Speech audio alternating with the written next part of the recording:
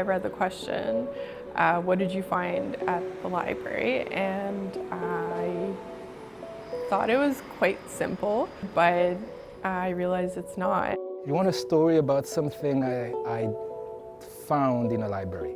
Things that I've found. I have found exploration. I have found relaxation. I have found creation. I found a bundle once. This was like everything from somebody's life. I have found a lot of time to reflect and research and write here. When I came to the Toronto Public Library, I found myself again. I found a tale that I can tell. I always had this weird feeling like, why is this free? In the library, I found snakes. I did write this morning a very quick love song to the TPL.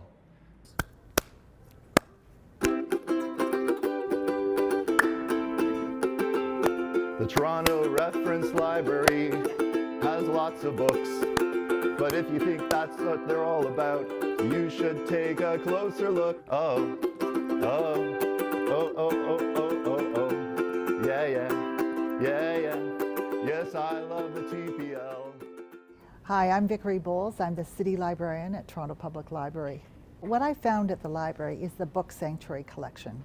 And this collection is 50 adult, teen, and children's books that have been censored or challenged by a library or school library across North America. And it's a really important collection to me because it represents a library standing up for intellectual freedom and showcasing books that have been challenged where people have tried to censor those books and keep them out of the hands of people who want to read them.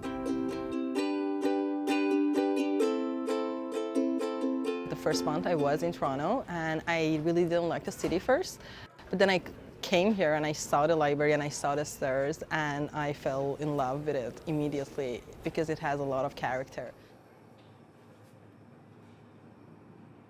I remember the first time I took the elevators and it was like going up and I was taking a video and I was like, this is going to be an amazing shot. This can be a location for a film. And I was like, this is my kind of place. I found time to write this book, Indigenous Ingenuity, which is my latest book. It's one that I wrote with Saddle Lake Cree author Deidre Haverlock. It's about pre-contact Indigenous STEM, which is something I'd been wanting to write about for about a decade. The object that I found at the library is Yusuf. Yusuf and I are both engineers. We're both trying to make a career change into writing. And independently, we discovered the writer's room, met, shook hands, didn't really like each other. I just discovered we didn't like each other. That was not in common. I found a lot of motivation coming to the library. I saw a lady studying for the same test as me. I told her to keep strong and keep going because it's not easy. There was a group of medicine students also studying for their test. They spent days, the whole day, every day in the library. So I saw them every day, and that way I felt like I knew them even though I didn't talk to them. It's all about connecting with not just the norm and the people that you have in your everyday life, but in people that you don't know. And those type of connections are very important. And that's what's getting people through. So I don't speak Latin, I don't really know Latin, but I keep thinking about the term of cathedra libris, right? It's like it's a cathedral of books.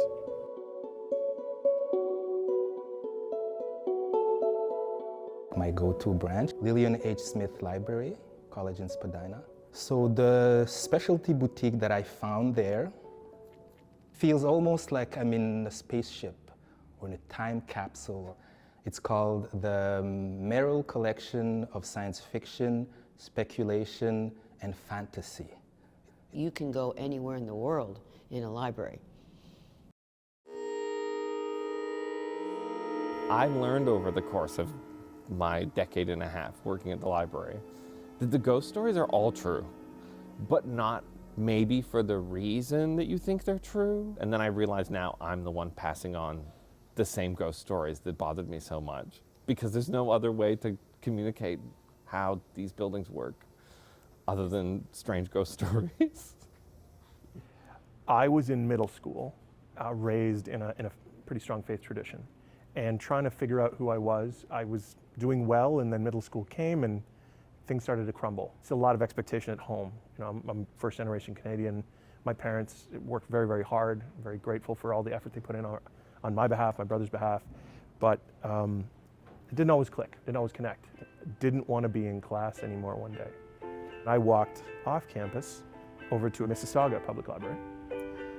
I just started looking through the old stacks and some of these old pulpy novels, and then I came upon the Choose Your Own Adventure series, which are these really awesome books where you just like literally, it's like, if you make this choice, turn to this page, and then sometimes you die, sometimes you discover treasure, you know? And so I just started devouring those books. And then I really started to choose my own adventure. And the key thing I got from it was permission to feel, permission to explore, and permission to connect with something bigger. One of the best things about the writer's room is that it's completely silent. It's like the only place left in the city that's like free, not your house, and quiet. Yeah, it is impossible to do that. I would not have graduated if it wasn't for the writer's room. I mean it. But also it's very bad because nobody should go there. I hate it, yes. You won't like it. These are the events that I went to this past year, and they add up. This is my found object, which is sound in programming at the Toronto Reference Library. What better symbol for programming than a microphone, because there's always someone up at the podium, or maybe someone with an instrument with a microphone. A book is a way of recording ideas. A microphone is a way of recording sounds. And so it's a whole philosophical, like, this belongs here. Well, for me, it was family, because my mom started out in the library system when she was about my age as a teen. She just finished high school, and I used to play around in the shelves there, and her coworkers would hide candy and toys for me to find there. I applied into Toronto Public Library when I was 17, and I haven't left it since. Being a digital design technician in particular has been an amazing experience. Being able to help people 3D print things and like seeing their faces as it's getting printed, it's really beautiful, especially for people that are just like, this is magic, and they've never seen it happen before. It's really, really cool. I found my human, and I also found the time and opportunity to consider myself a writer. It says so on the room, I am a writer. You should look for our next collaborative work. Yes. In 2030. No, 2026. What's realistic? 2026. Oh, okay. It will be published and made into a major motion picture. Our timeline just got moved up.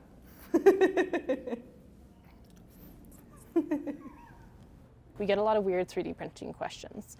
But one in particular that we had once was, could I 3D print my dentures? And we don't recommend that. And we don't recommend that. The plastic will absolutely break down. The snakes. So I used to work at the 3 theater spaces that are owned by Toronto Public Library. A gentleman came to me and he asked me, do you have any aquariums? I said, like aquariums like fit for fish? He said, yeah, like fish, animals. And I was like, why do you need aquariums? He's like, oh, I don't need aquariums. And I thought, well, then I don't understand what you're asking. He said, well, the aquariums for the snakes. And I said, what snakes? And he said, the snakes downstairs. I asked him how large the snakes were, and he said that they were kind of smallish. So I said, oh, outside snakes. Yeah, they come in under the doors. We're right beside a forest. I'll just sweep them up, take them back outside. That's maybe one of the weirder things that's happened to me here.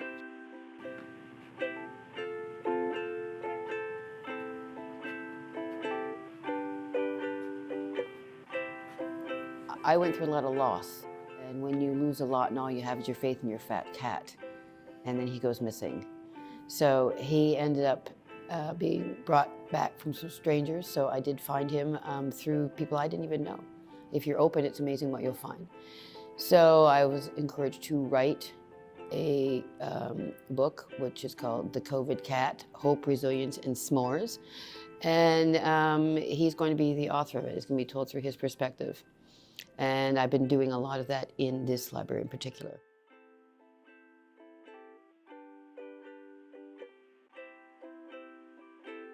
It's been a really healing experience to come here as I was then, imperfect if you want to say that. Coming in now, I wouldn't say I've moved more towards a better version. I've just been more accepting of my authentic self. So. There's one other thing I really do love about this place though, that I forgot to mention, which is the light. There's sometimes when the light is just right, I love to grab one of those desks by the window and I'll write there for hours until the sun goes down. It's a bit scary to think of it, but I've been coming here since pre-internet days. There's a librarian there. She passed away now. She was like a big lady in the science fiction books world. Her name is Lorna. I'll always remember her fondly. She wrote me a few suggestions of authors, because I walked up to her and I said, listen, can you suggest me some Black authors of science fiction, you know? And Lorna, she knew a lot. Inside one of the books that Lorna suggested to me, a book called Black Empire. Looking back, I can see that inside that book, I found something that I can call molecules of race pride. It's rare when you're Black to see stories of triumph.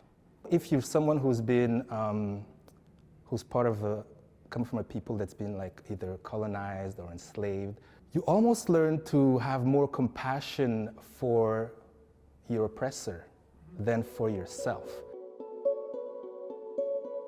No matter what is happening, even when the systems are down, the library makes it work. And you know, if it means going back to how things were done before, signing things out with a card or writing all those numbers out, you know, the library is there for you for anything that you want. I can ask for help here, and these folks are interested in the well-being of not only the space, but the people in it. That's what we're here for. We're here for your disasters. We're here for your disasters. Welcome to the library. We welcome everyone into the library, and the public library is a democratizing force in the modern world because we support literacy and a literate population, and we provide access to all of the materials that people need and want to have access to live their lives. Oh, yes, I love the TPL. Yeah. Yes, I love the TPL. The Toronto Reference Library is really large, and it seems kind of strange in a city so expensive, it's still free of charge. Oh yeah. Yes, I love the TPL. Yeah. Well, I love the TPL. I love the TPL. The L stands for love. That